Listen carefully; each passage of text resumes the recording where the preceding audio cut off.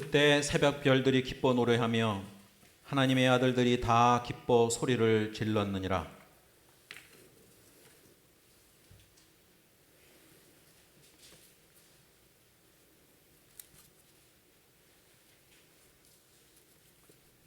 전도서 9장 9절을 봉독합니다. 네 헛된 평생의 모든 날, 곧 하나님이 해 아래에서 내게 주신 모든 헛된 날에 내가 사랑하는 아내와 함께 즐겁게 살지어다. 그것이 네가 평생의 해 아래에서 수고하고 얻은 내 몫이니라. 마지막으로 신약성경 요한복음 15장 11절입니다.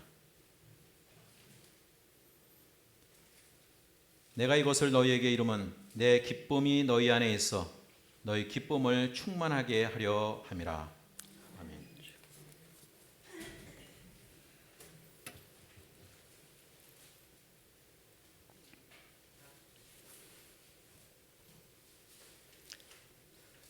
좋은 계절에 다시 찾아뵙습니다. 함께 기도하겠습니다. 하나님, 참 아름다운 계절을 허락해 주셨습니다. 하나님의 햇빛을 받으면서 1년 동안에 준비했던 모든 나무들의 나뭇잎들이 하나님이 담겨놓았던 1년의 시간들을 뿜어냅니다.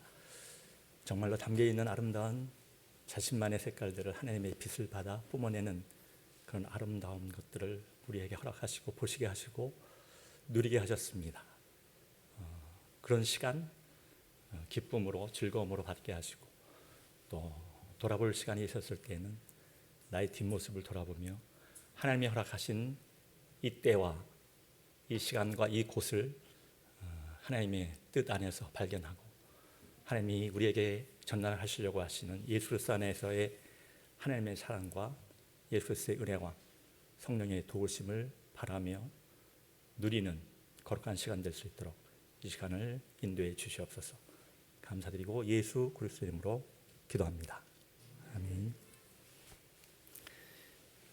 어저께 자전거를 타러 또 나갔습니다. 설교 준비하다가 일단 접어놓고 너무나 날씨가 좋아가지고 도저히 참을 수가 없어서 나가서 사진을 한 150장 한 2시간 정도만 타고 오려고 그랬었는데 사진을 너무 많이 찍다 보니까 사진을 찍고 나면 저는 이렇게 사진을 이제 편집하는 습관이 있어서요. 사진을 또 편집합니다. 사진을 막 편집을 해가지고 우리 손녀 카톡 사진 뒤에 배경 사진으로 이렇게 배경 사진을 만들어가지고 올리는 게 재미여가지고 아름다운 교회 그 분당 서울대 방향 쪽에 있는 아름다운 교회 앞에 그 와이파이가 무료로 되는 데가 늘 있어서 저는 거기에 앉아갖고 늘 와이파이를 쓰는데 거기서 하다 보니까 1시간이 지나갔어요. 1시간 가만히 앉아갖고 하다 보니까 목이 아플 정도로 참 즐거웠고 저한테는 굉장히 기쁜 시간이고 이런 시간이 저한테 이렇게 허락돼서 정말로 하나님이 허락해 주셔서 감사한 그런 때입니다. 그러니까 제 자식을 키웠을 때 시간보다 제 손녀를 보면서 그 시간이 너무 좋아요. 자식을 키웠을 때 일부 의무감으로 키웠던 그런 모든 것들이 아무것도 없이 그냥 하나님의 사랑이 흘러가듯 그냥 그렇게 흘러만 갈 수 있는 보기만 해도 너무 예쁜 그래서 그 시간이 얼마나 축복된 시간이고 기쁜 시간이고 왜 이렇게 할아버지들이 바보가 되는지 보니까 나 보면 정말로 이 자식 뭐 키울 때 뭐 믿기도 하고 뭐 이 자식도 막 그렇게 한 모든 것들이 그 손주를 낳음으로 해서 전부 다 예쁘게 보이는 그래서 뭐 효도라는 건 다른 게 없다.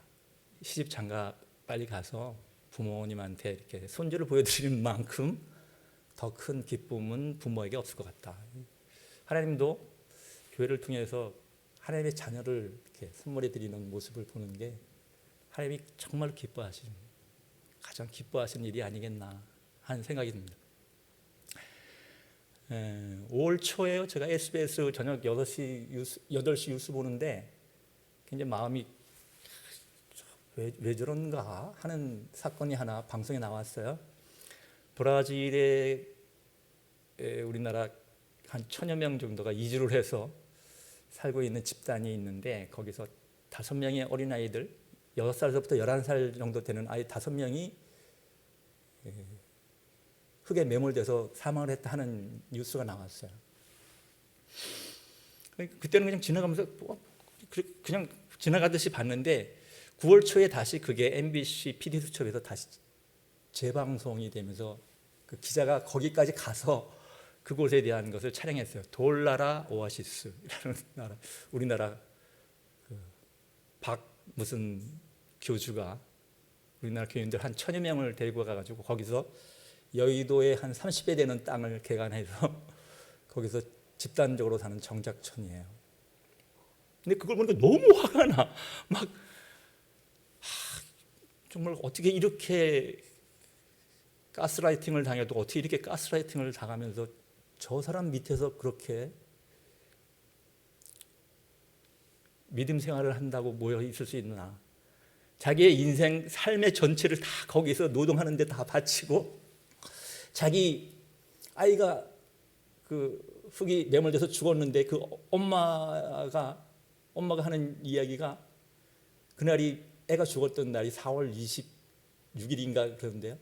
그날이 자기 생일인데 애가 죽음으로 해서 자기는 하나님에게 영광을 받았다고 이렇게 이야기할 정도로 막 아니 예수님이 돌아가실 때 마리아도 그렇게 이야기를 못할 것 같은데 그런 이야기를 하지 않으면 그곳에서 잊지 못할 정도의 그런 분위기 속에 있음에도 불구하고 그것을 나오지 못하고 그것을 보면서 너무 화가 났어요. 너무 화가 나. 어떻게 저럴 수가 있는가. 그리고 저 사람들은 왜 저기서 빠져나가지 못하고 저렇게 괴로워하는가. 적어도 교회를 다녔을 것이고 예수 그리스도를 알고 들었을 것인데 그 박모시기 교주의 석 선생이라고 하는 사람을 쫓아다니면서 믿음 생활을 했다 그래요. 90년도 때 그 양반이 뭐 한국에 전쟁이 난다 그래가지고 한중국에 전쟁이 나니까 재산을 팔아가지고 우리 몇 군데 모여서 살자 그래가지고 재산을 팔게 해가지고 이렇게 끌어모았던 것 같아요. 국내 한 5군데. 그래서 아마 무농약 청정 그 작물을 키워가지고 이제 파는 식의 집단 생활을 시작했던 것 같은데 그 시간이 지나가면서 서서히 이제 여자 성도분들을 건드리기 시작해가지고 고소 고발 사건들이 일어나기 시작했어요.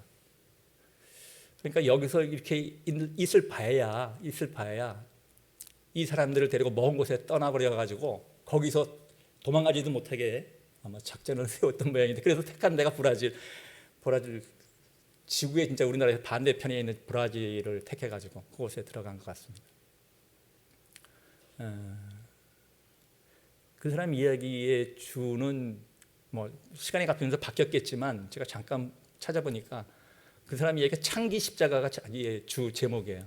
근데 그 전까지는 그렇지 않았을 텐데 여자 성도들과의 그 접촉을 계속하면서 자기에 대한 그 변명이 필요하니까 예전에 무슨 교단에서 이 피가름처럼 그거를 이제 합리화시키기 시작하는 것이 제가 보니까 그래서 모든 사람들은 죄인이다. 이제 성경에서 이제 말을 갖다 놓고 그러니 죄를 사함 받으려면 죄 씻음을 받으려면 나를 통해서 나의 씨를 통해서 나의 피를 통해서 너희들이 씨 받음을 받고 너희들이 죄 씻음을 받을 수 있는데 내가 이거 원해서 하는 게 아니다. 너희들이 죄인 아니냐? 나 정말로 이 십자가 지는 마음으로 내가 너희들에게 몸을 헌납한다. 이게 이제 그 사람의 이제 창기 십자가 이론이에요. 창기 십자가. 근데 그런데도 그 죄책감에 있는 부분을 계속 부추겨서 죄책감에 있는 이야기를 계속 부추겨서 어쩔 수 없이 그 교주가 부르면 여자 성도가 그 방에 들어가야 되는. 그리고 그 십자가를 지는 그 교주를 위해서 너는 그 큰 절을 올리고 너무 감사하다 하는 마음으로 내 방에 들어올 수 있도록 그렇게 하는 그 모습을 보면서 참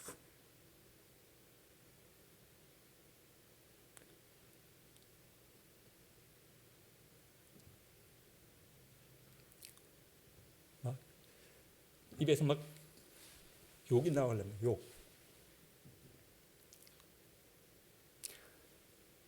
근데 한편으로는 이분들은 왜 이렇게 정말로 예수 그리스도의 교회에 들어와서 정말 즐거움도 받고 싶고 기쁨도 누리고 싶고, 그런데 왜 그곳에 들어가서 그렇게 자기 자녀들이 죽음에도 불구하고 이것이 마치 하나님의 축복이라고 이야기할 정도까지 그렇게 신앙이 그렇게 갔는가.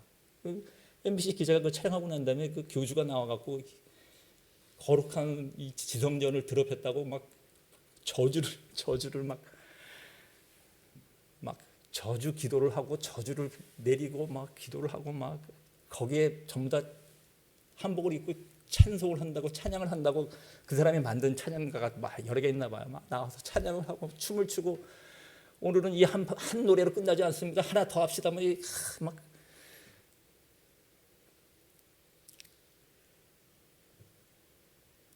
교회에 들어온 생활에 대한 이 기쁨과 즐거움이 어떤 건지에 대한 그것이 하나님의 말씀을 이렇게 빗뚫어서 사람들을 얼마나 현혹할 수 있는지, 그리고 그것이 한번 그 가스라이팅을 당하기 시작하면 그곳에서 벗어난다는 것이 얼마나 힘들게 주의를 만들어가는지, 거의 조폭이나 다단계 판매나 이런 식으로 자기의 자유로운 결정을 할 수 있는 모든 것들을 박탈하고 생사 역사권을 목을 꽉 쥐고 있는 것처럼 막 그런 믿음 생활이에요. 오늘 제가 제목을 정한 것은 기쁨 사이에 이게 수고라는 것을 제목을 일부러 넣었습니다. 욥기는 창조에 관련되어 있는 하나님이 세상을 창조하셨을 때 그 모습이에요. 그리고 하나님이 말씀하신 거예요. 내가 창조했을 때 이게 얼마나 아름답고 정말 기쁜 일인지 모든 피조물들이 다 막 정말 할렐루야, 하나님이 만드신 이 세상이 어떻게 이렇게 아름답습니까? 제가 한번 은혜를 받고 난 다음에 나오니까 모든 자연의 모든 나뭇잎까지 다 하나님을 향해서 그런 것을 다 누리고 싶죠. 맛보고 싶고, 그곳에 가는 동안 그리고 예수 그리스도에서 다시 재창조돼서 구원의 은혜를 받는 그 가는 길 동안에 우리에게 믿음에 대한 이야기를 지혜서는 하고 싶어 합니다. 믿음의 생활이라는 게 어떤 것인가에 대한 지혜서는 이야기를 해주고 싶어요. 솔로몬이 기본에서 1000번제를 지내고 난 다음에 받은 것은 지혜의 기본은 이런 겁니다. 관계와 관계를 알아보는 거죠. 여자 둘이서 자다가 잘못해가지고 여자 하나가 자기 애를 짓눌려서 죽게 하고 난 다음에 애 하나를 가운데 놓고 싸움을 벌이기 시작할 때 솔로몬한테 던져준 대답은 누구의 자식입니까? 하는 이야기를 던졌을 때 솔로몬이 칼을 딱 들어서 이야기하지 않습니까? 반 잘라. 그 아이를 반을 잘라. 그러면 어떻게 됩니까? 친부모는 죽이는 것 대신에 저쪽까지 줘도 상관이 없죠. 가짜 부모는 그래, 누가 맞는지 한번 밝혀봐 하는 게 가짜 부모가 되는 거예요. 자식과 부모의 관계를 알아보는 것, 그게 지혜입니다. 관계죠, 관계. 그러니까 하나님과 우리에 대한 관계를 알아보는 것, 이게 지혜의 기본입니다. 그러니까 하나님과의 관계를 알아보는데 오늘 본문은 전도서를 일단 중심으로 펴놓으시겠습니까? 전도서를 중심으로 해서 제가 좀 보겠습니다. 전도서 구약 956페이지입니다. 전도서 9장 9절. 전도서 제 성경책은 구약 956페이지네요. 구약 956페이지. 전도서 9장 9절.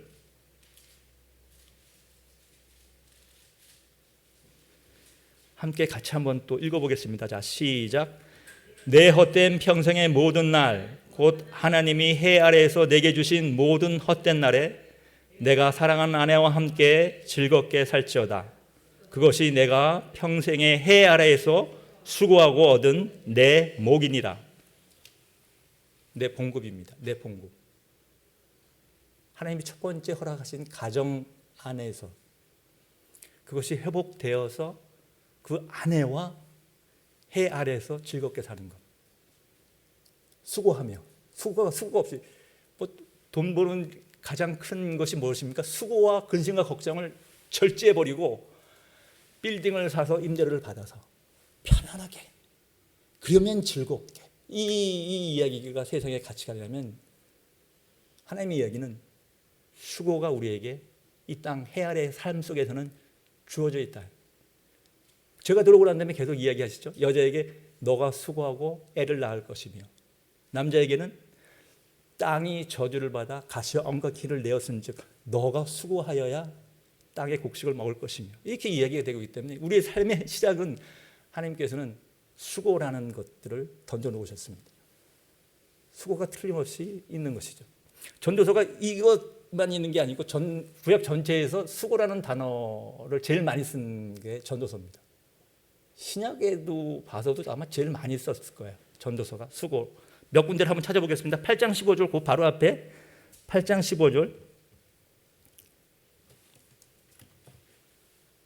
한번 같이 볼까요? 자, 8장 15절 함께 읽겠습니다. 자, 시작.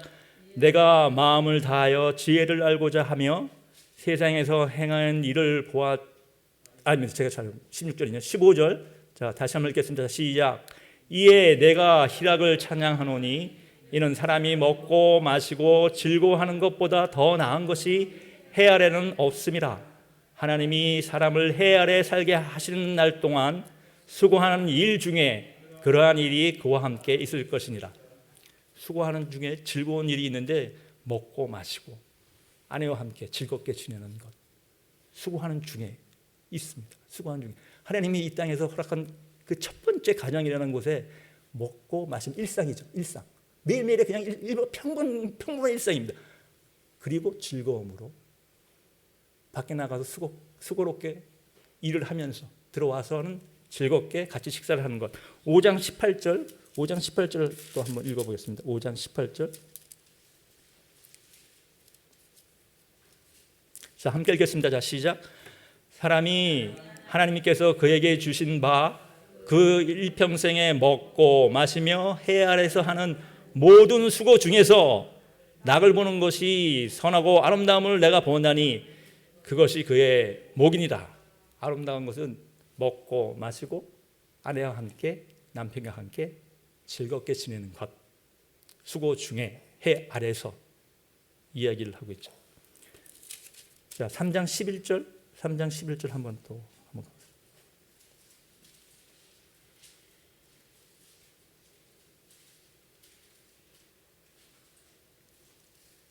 함께 있습니다. 자, 시작. 하나님이 모든 것을 지으시되 때를 따라 아름답게 하셨고 또 사람에게는 영혼을 사모하는 마음을 주셨느니라. 그러나 하나님이 하시는 일의 시종을 사람으로 측량할 수 없게 하셨도다. 문제는 수고하고 그런 건 다 좋은데요. 즐거움을 주신 것도 다 좋은데요. 영혼을 사모하는 마음을 주시고 난 다음에 그 때를 시간을 알지 못하게 측량하지 못하게 하나님께서 우리에게는 그걸 막아놓으셨다고. 보통 제가 생각했던 사람들한테 모든 사람이 다 인지장애가 있습니다. 전능하지 못하니 전지하지 못하니까. 하나님에 대한 기본적인 속성이 전지전능이죠. 전지가 없는 상태에서 전능이 있으면 사람을 잘못하면 죽일 수 있죠. 얼마든지 자기가 알지 못하는데 힘을 가지고 있으면 그 힘으로 무슨 짓을 할지 모릅니다. 하나님이 전지하시기 때문에 전능에 관계되어 있는 부분이 가능하신 거죠. 시간적으로 보면 전지가 앞에 있고 전능이 그 다음에 따라온다고 이야기를 할 수 있습니다. 근데 알지 못하면 어떡합니까? 성격에 따라서 사람에 따라서 불안하죠. 내가 좀 소심해. 앞에 무슨 일이 날지 몰라. 어떡하지? 불안한 상태. 이 소심한 사람에 대한 불안장애가 있죠. 저같이 교만한 사람 분노장애 있습니다. 뭐? 난 알고 있는데 너 모르는데 날 모른다고 그래? 감히? 뭐야?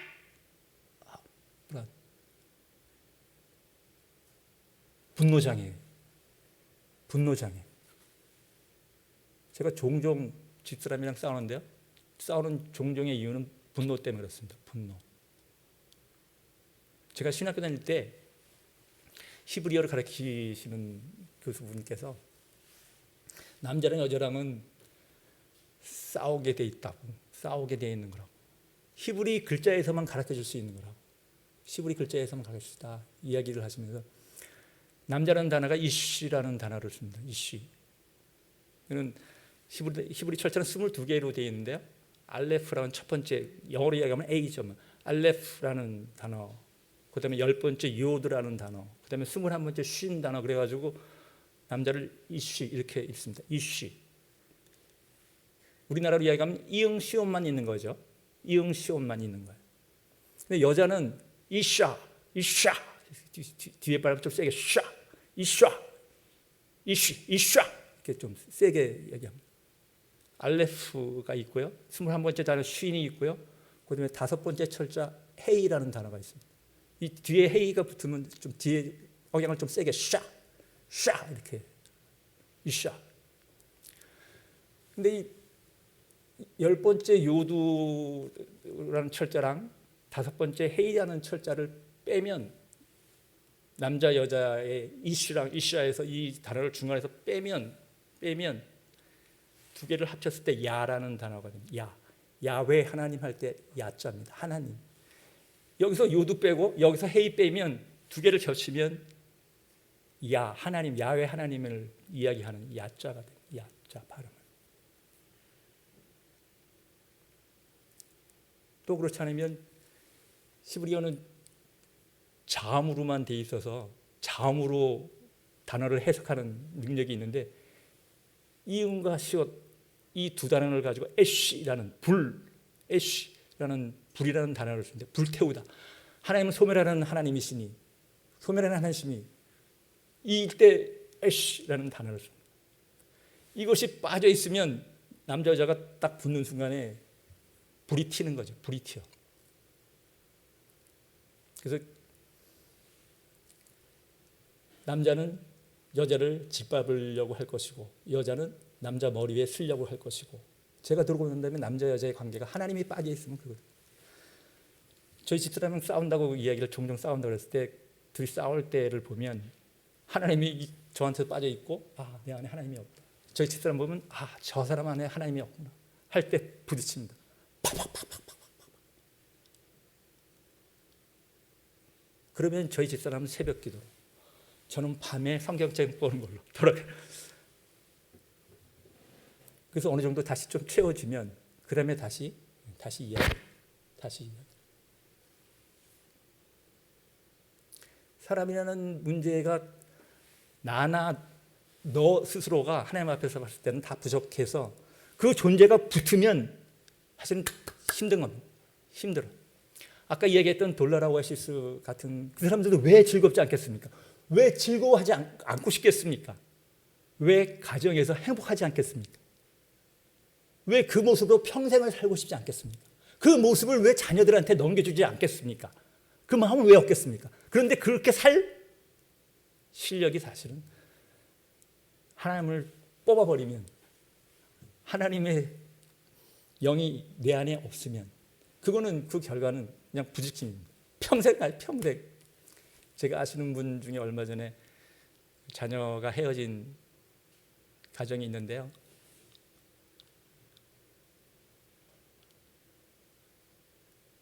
누구도 그 사람이 그럴 거라고 생각을 못하는, 누구도 그 사람이 그런 모습으로 가정을 이룰 거라고 생각 못하죠. 그러나 두 사람이 부모를 떠나서 가정을 만들고 난 다음에 정말 내 안에 하나님이 없으면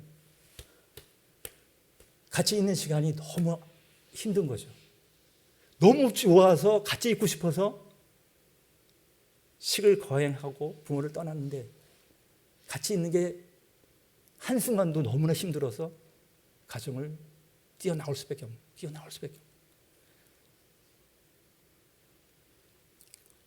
근데 아까 내가 생각하는 돌나라 오아시스 사람들은 그럴 자신도 없어요. 뛰어나올 자신도 없는 거야. 어떻게 보면 너무나 순진한 사람일 수도 있어요. 너무나 순진한 사람. 즐겁고 행복하고 싶은데 그렇지 못한 가정을 보면서 이곳을 회복하고 싶어하는 마음일 수도 있어요. 근데 그게 누구한테 가야 돼? 하나님한테 가야 되는 건 알아. 하나님한테 가야 되는 건 알아. 근데 그게 사람 마음대로 안 돼. 마음대로 안 돼. 그러니 보이는 이상한 교주에게 자꾸만 목이 자꾸만.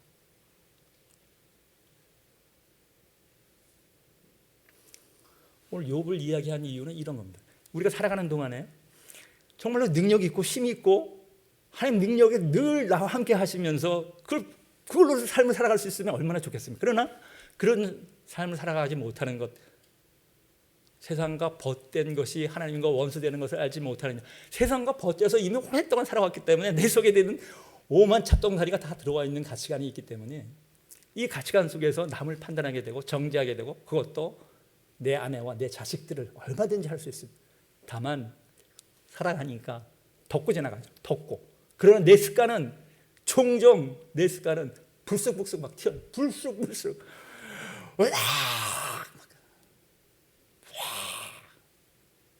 분을 내.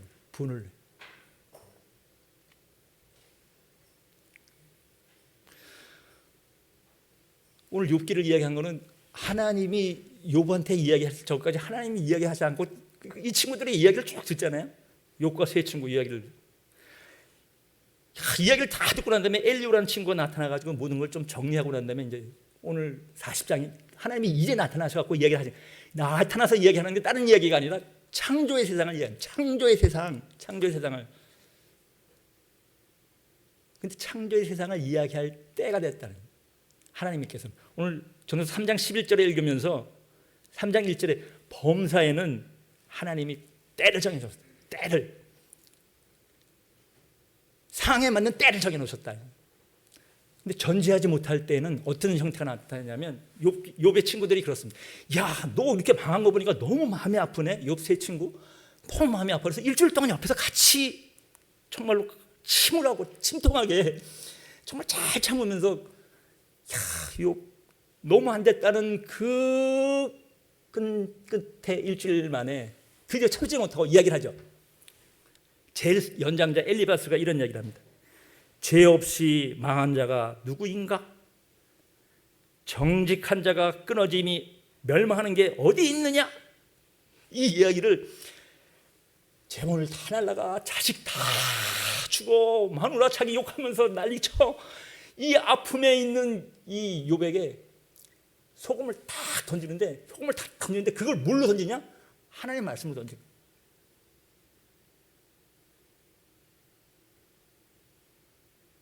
나는 정말 죽겠는데 나는 왜 이렇게 내가 고난을 당하는지 정말로 나 하나님한테 대답을 받아야 되는데 세 친구가 던진 답이 하나님의 말씀이에요. 그런데 때가 아니야. 욥의 답이 이런 겁니다. 옳은 말이 어찌 그리 나에게 고통스러운가. 옳은 말이라는 걸 욥도 알아요. 심지 않은 대로 거두는 것이 없는 것이 하나님 법칙이에요. 그러니 내가 망한 걸로 보면 틀림없이 내가 죄인이야.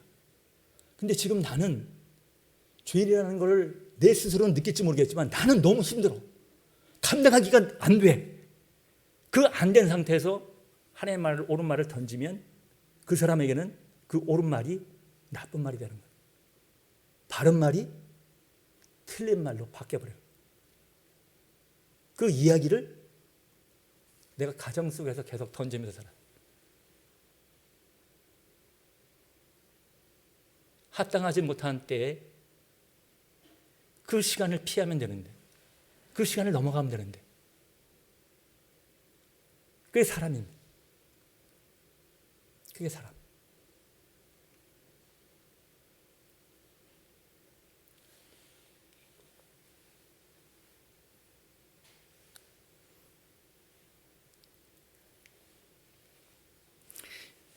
사람이 그 연약한 가운데서 생기는 것들이 욕심입니다. 하나님께서 틀림없이 우리한테 주신 것들은 이런 것들이거든요.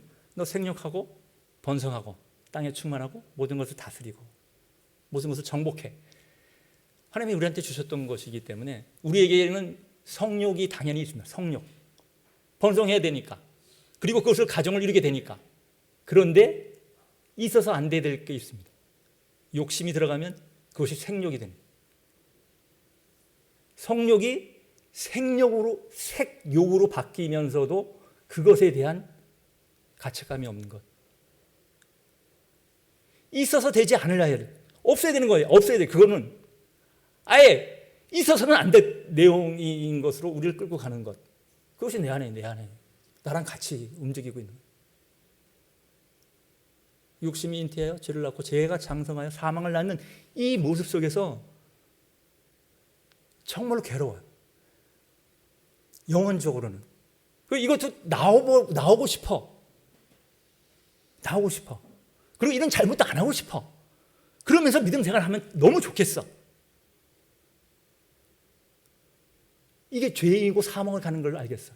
이 답답함을 내가 풀어줄게. 내 몸으로 너의 씻음을 내 피로 씻게 하리 하는 식으로 가면 이거는 교회를 통해서 나의 욕심을 키워나가는 거죠. 나의 욕심. 하나님같이 될 수 없어요. 하나님께서 정하신 건 딱 하나예요. 예수 그리스도 안에서 우리의 죄를 씻겨주시겠다는 약속 하나만 있어요. 딱 하나만.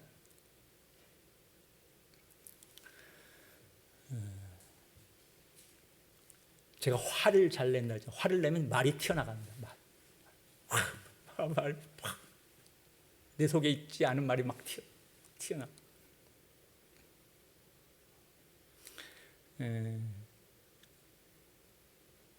1960년대 중반에 엔도 슈사크의 침묵이라는 소설이 나왔습니다. 일본의 그 엔도 슈사크가 카톨릭 신자인데요. 제가 보면 제가 한 5년쯤 전에 그 김은국 교수의 순교자라는 소설을 한번 얘기해 드린 적이 있는데, 순교자라는 소설은 14명이 그 공산당한테 잡혀가지고 예수 믿을래 죽을래 둘 중에 선택. 14명 목사가 가서 12명은 순교하고 2명이 살아남았다는 이야기를 들었습니다. 근데 한 젊은 목사는 정신을 잃어가지고 정신이 좀 정신병자가 됐고요. 한 목사는 살아남아서 교회를 섬기면서 계속해서 자기는 순교하지 못하고 왔다는 이것 때문에 교인들에게 계속해서 그 자기 죄를 고백하고 용서를 구하고 교인들을 섬깁니다. 순교했던 12명의 교인들은 교회를 떠나지 않아요. 왜? 자기 목사가 순교했으니까. 나는 순교한 교회 목사의 그 교회를 섬기고 있기 때문에 내가 자부심이 있어. 그래서 교회를 떠나지 않아. 공산 치하에서도 교회를 떠나지 않아. 이 신목사라고 하는 이 순교하지 못한 목사는 자기가 순교하지 못했다는 것을 수시로 고백하면서 이야기를 해. 근데 나중에 보면 그 이대희가 그 사람들을 처단하던 공산당 그날 저녁 때 밤에 12명은 배교를 해요. 나는 공산당을 믿겠습니다. 나 예수 버리고 공산당을 믿겠습니다.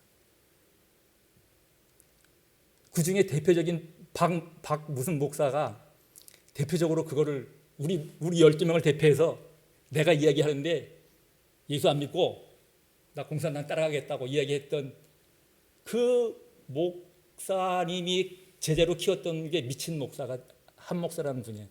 자기가 그렇게 따르고 그래서 자기가 신학을 하고 목사가 됐는데 그 목사님이 예수를 부인하는 그 모습을 보면서 이 젊은 목사가 정신이 돌아요.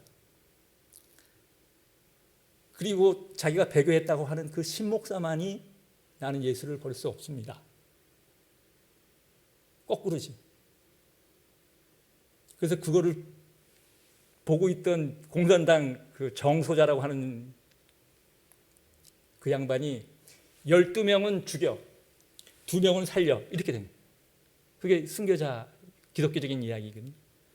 근데 앤더 슈사크의 침묵이라는 거는 동시대 어떻게 작품이 1960년대 때 나왔어요. 둘 다 동양인으로서 노벨 문학상에 다 추천이 됐어요. 물론 두 분 다 못 받았지만. 근데 앤드류 수사크의 작품은 17세기 일본의 천주교 기독교가 전파되는 이야기예요.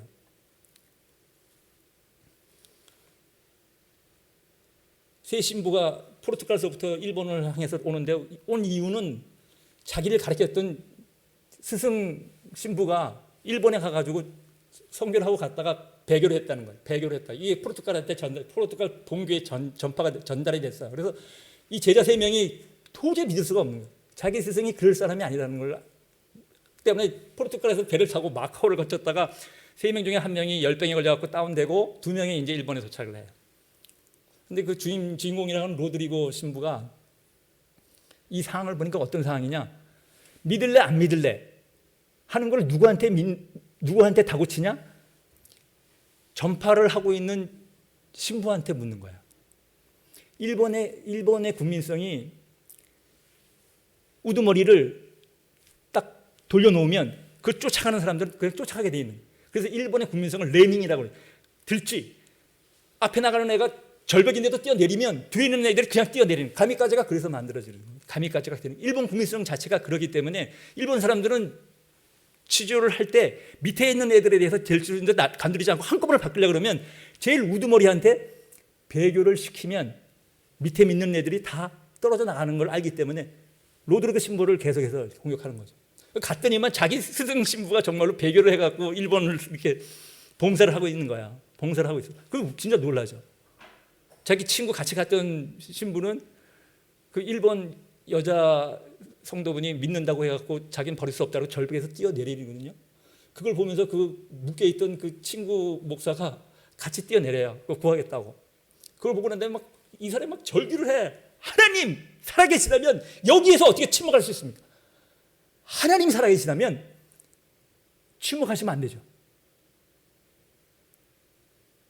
일본에서 회유하는 게 그겁니다. 목판, 이 예수상을 갖다 놓고 밟어.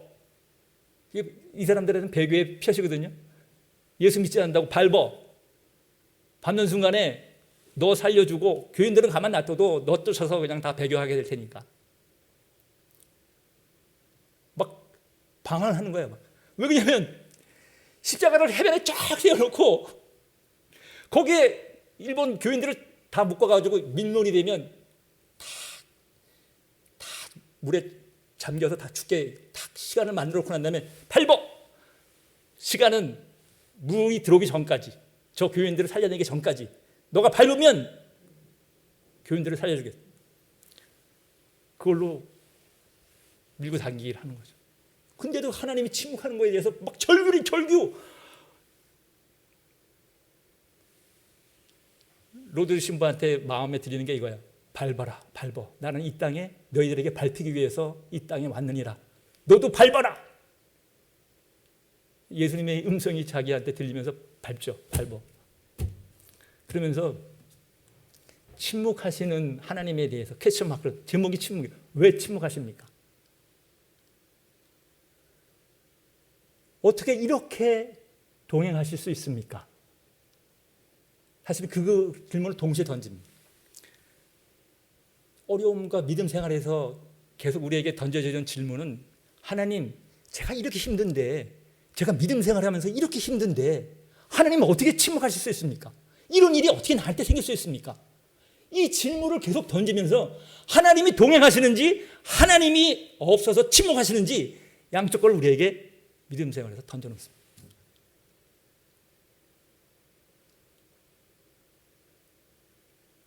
믿음의 조상 아브라함이 이거에 대해서 이야기를 합니다. 믿음의 조상 아브라함이 이거에 대해서 아브라함 너 아들 이삭을 내가 지정한 그곳에 가서 번제를 드려라. 그게 창세기 22장 1절의 얘기입니다. 내가 지정한 그곳 그 산에 가서 그를 번제를 드려라. 22장 2절에 아침 일찍 일어나서 모든 이삭을 데리고 번제에 드릴 것을 쪼개서 그가 가니라.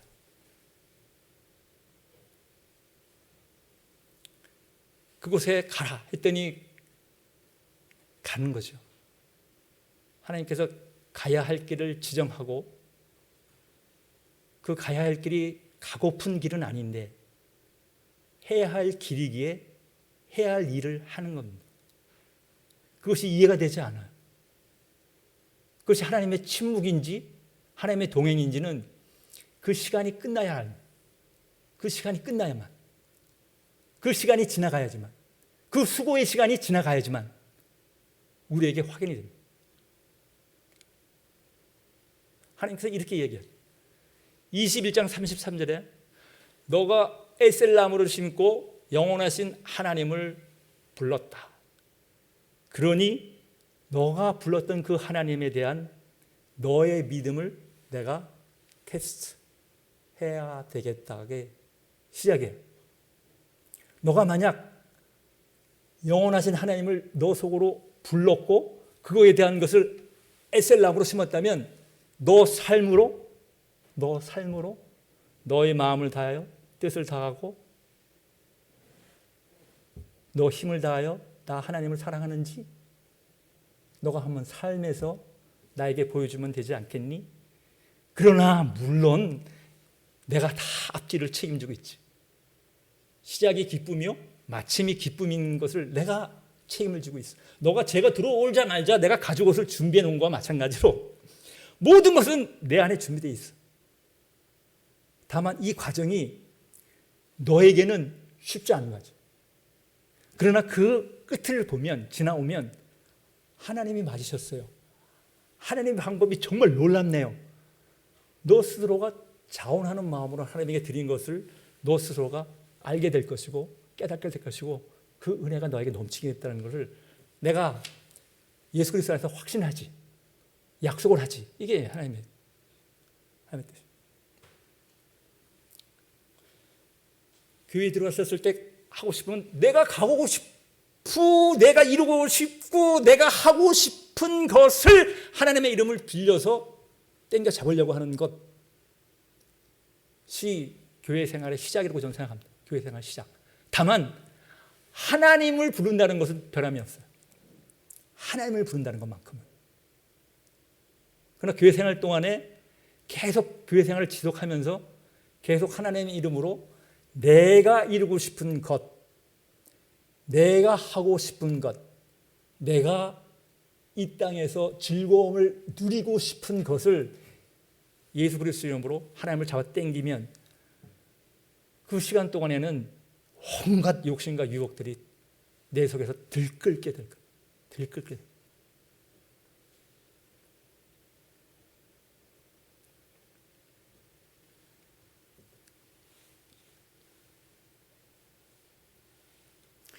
이호령 교수가 올해 2월 달에 돌아가셨는데요. 돌아가시기 전에 국민일보랑 이렇게 마지막 대화를 했어요. 제가 봤을 때 진짜 우리나라의 현대사의 정말 석학 중에 석학이라고 저는 이호령 교수를 생각해요. 근데 그분이 그 개종 기독교로 딸 이민아 목사 때문에 개종을 하고 난 다음에 그 예수에 대한 이야기를 정리를 하고 오늘의 교회에서 세례를 받고 죽기 바로 전에 국민일보랑 그 대담을 했는데 7개를 질문을 던지고 7개를 대답을 하는 그 특별 대담이 돌아가시고 난 다음에 국민일보에 실렸어요. 거기에 네 번째 질문이 이런 거였어요. 인간이 불완전한 인간이 완전하신 신의 뜻과 진리를 이해하고 믿을 수 있겠습니까? 이게 이제 네 번째 질문이었는데요. 돌아가신 이병철 회장이 묻는 거랑 비슷해요. 대답이 이런 겁니다. 인간이 불완전하기 때문에 신앙을 가질 수 있는 겁니다. 만약 인간이 완벽하다면 과학에만 의지하고 살았지 왜 굳이 신앙을 갖겠습니까? 인간은 완전하지 않다는 것을 깨달을 때야 비로소 하나님을 찾고 알게 됩니다. 신앙이 없는 대부분의 사람들은 본인이 완벽한 인간이라고 믿기 때문에 신앙을 갖지 못하는 겁니다.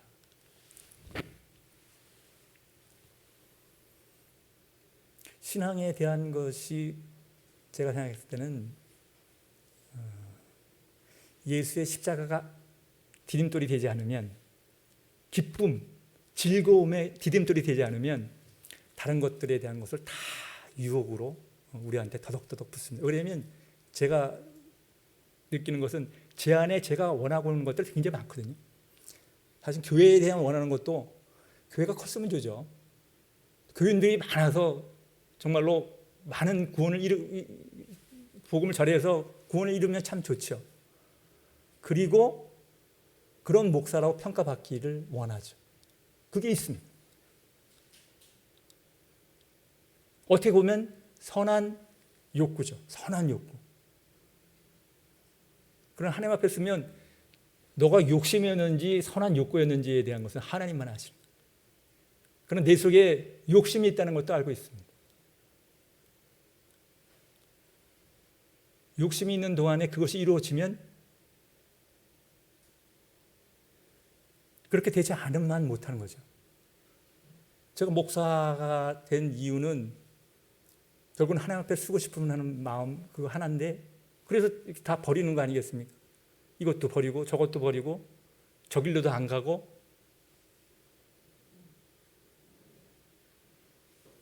정리하지 않고 당겨놓고 있으면 사실은 이 길을 가는 게 쉽지 않으니까요. 맞지 않으니까요. 가야 할 길에 가고프고 해야 될 일들이 중간중간에 있으면 전지를 해야 됩니다. 전지. 예수 그리스도의 생명에 있는 이 포도나무에 쓰잘데없는 것들이 있으면 전지를 하는 거죠. 가을에 결실을 맺고 나면 한번 전지를 합니다. 봄에 새롭게 가지가 나오기 전에는 또 한번 전지를 하죠. 왜 즐거움과 기쁨에 관련되는 것으로 자꾸만 유혹을 받느냐? 그건 딱 하나입니다. 제가 봤을 때는. 하나님의 약속에 관련되어 있는 예수 그리스도의 십자가에 대한 것이 나의 즐거움이 아니야. 그게 내 기쁨이 아니야. 나는 그거를 그냥 살짝 끌어 잡아당겨서 내가 하고 싶은 것을 이루고 싶을 뿐이야. 그것은 나에게 하나의 수단이야. 하면 끊임없는 유혹이 있어요. 끊임없는 유혹이 있어. 끊임없는 다툼이 있어.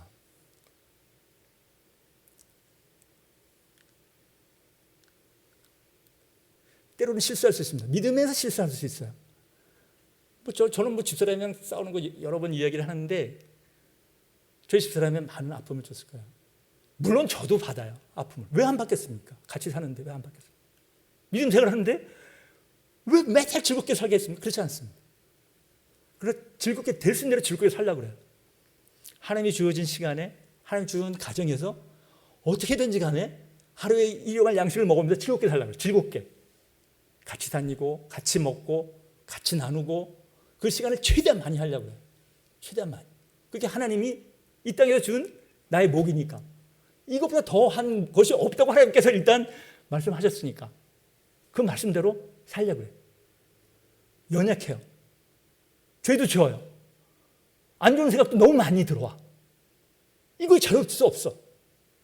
근데 성경은 딱 이런 나에게 위해서, 그리고 모든 그리스도를 믿는 모든 자들에게, 모든 성도들에게, 하나님 자녀들에게 딱 하나씩 약속했어요. 딱 하나씩 약속했어요. 너 연약하냐? 너 죄를 느끼고 있냐? 너 하나님에게 도저히 갈 수 없는 하나님과 원수 같냐? 그러면 그때 이거 하나만큼은, 너한테 약속한 이거 하나만큼은 결코 잊지 마. 이건 하나님의 약속이고, 이 약속을 위해서 내가 내 자식을 내놨어. 로마서 5장 6절서부터 11절까지 읽으면서 말씀을 정리하겠습니다. 신약 245페이지, 신약 245페이지, 로마서 5장 6절서부터 11절.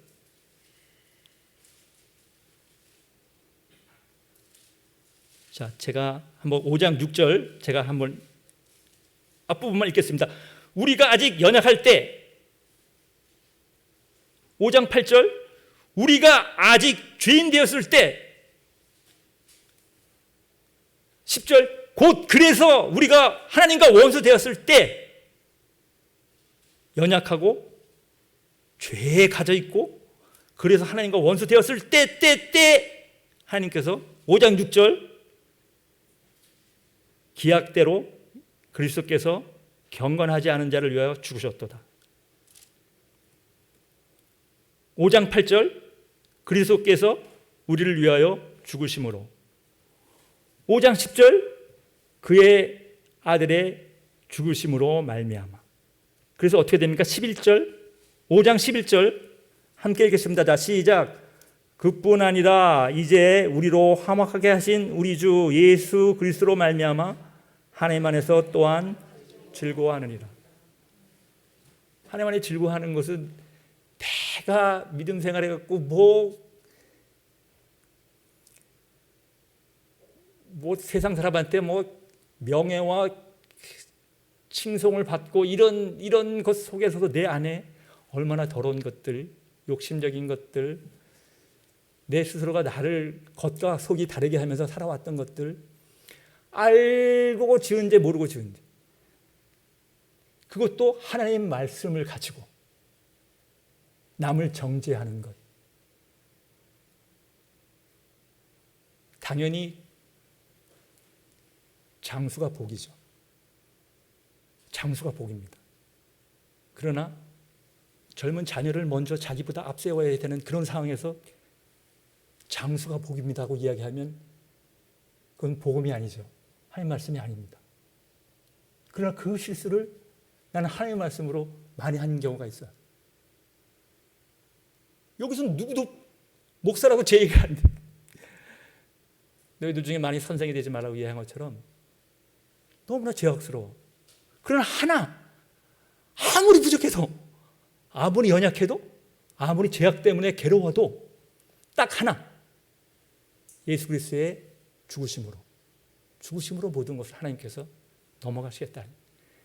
어느 누구도 의인이 없기 때문에 하나님께서 이거 하나만 약속하셨어요. 이거 하나에 믿음 생활에서 나의 기쁨이 되지 않고 즐거움이 되지 않으면 여러 가지 유혹에 힘들어집니다. 여러분 이걸 꼭 잡으셔야 됩니다. 아무리 힘들어도 이거 하나만큼만 앞뒤로 날 잡고 간다고 꽉, 어떤 상황에서 이것이 하나님이 나를 놓지 않는다는 이것을 잡으면 내가 지나가는 삶 속에서 그냥 하루 일과를 먹고 마시며 수고하는 중에 즐겁게 지낼 수 있습니다. 즐겁게 지낼 수 있어요. 욕심이 가지를 쳐지고 욕망으로 나가는 것들을 하나님 끌어주시, 거기 있으면, 그러면 악인의 꾀를 쫓지 않고 죄인의 길에 서 있지 않고 오만한 자리에 앉지 않습니다.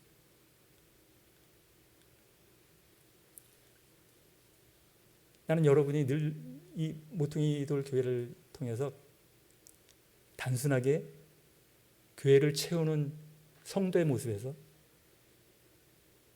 이제는 하나님의 말씀을 가지고 예수 그리스도의 십자가를 가지고 하나님의 나라를 채우는 거룩한 자녀가 될 때까지 이 교회를 통해서 예수 그리스도의 십자가를 잡는 저와 여러분이 되기를 예수 그리스도의 이름으로 축원합니다.